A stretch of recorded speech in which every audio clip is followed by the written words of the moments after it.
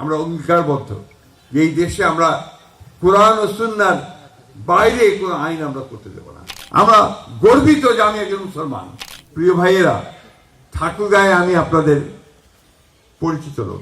আমি সবসময় আসতে পারি না, এটা সত্য কথা। কারণ আমি যে কাজ এখন করি, এই বিএনপির মহাসচিবের দায়িত্ব পাওয়ার পর থেকে আমাকে গোটা দেশের এই আন্দোলনে সংগঠনকে শক্তিশালী করার জন্য আমাকে কাজ করতে হয়। আপনারা দেখেছেন যে আজকে যে আমাদের নেতা তারেক রহমান সাহেব বিদেশ থেকে দেশে আসার পরে, নির্বাসিত অবস্থা থেকে দেশে আসার পরে কিভাবে স্বতঃস্ফূর্ত হবে জনগণ ঢাকার রাজপথে ছড়িয়ে পড়েছে, তাই না? এবং সেখানে তিনি যে বক্তব্য রেখেছেন, আমি বিশ্বাস করি আমাদের আলেম উলেমা সবাই সেটাকে পছন্দ করেছেন। কিন্তু বারবার ইসলামের কথা বলেছেন, আল্লাহর কথা বলেছেন, মনে আছে আপনাদের নিশ্চয়ই। আমরা কমিটেড, আমরা অঙ্গীকারবদ্ধ যে এই দেশে আমরা কুরআন ও সুন্নাহর বাইরে কোনো আইন আমরা করতে দেব না। এটা আমাদের কমিটমেন্ট।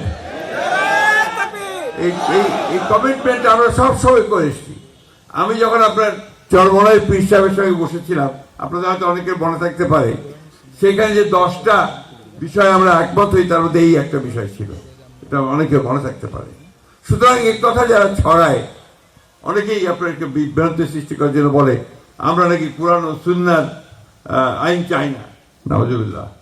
আমরা সবসময় কুরআন ও সুন্নাহর মধ্যেই আমরা থাকতে চাই। আমাদের বংশ সেটা, আমাদের রক্তের মধ্যে সেটা। আমরা গর্বিত যে আমি একজন মুসলমান, অত্যন্ত গর্বিত। এই কারণেই যে আমরা সত্যের পথে, ন্যায়ের পথে ইসলাম সবসময় আমাদেরকে নিয়ে যায়। ইসলাম শান্তির ধর্ম। আমরা শান্তি চাই। আমরা চাই এই নির্বাচনের মধ্য দিয়ে শান্তি প্রতিষ্ঠিত হোক। আমরা চাই যে এই নির্বাচনের মধ্য দিয়ে একটা নতুন বাংলাদেশ গড়ে উঠুক, যেখানে আমি আমার ইবাদত শান্তিতে করতে পারবো, আমার ধর্ম চর্চা শান্তিতে করতে পারবো, এবং আমি আমার ভবিষ্যৎ বংশধরদের জন্য একটা সুন্দর ভবিষ্যৎ রচনা করতে পারবো। এইটাই হচ্ছে আমাদের একমাত্র লক্ষ্য।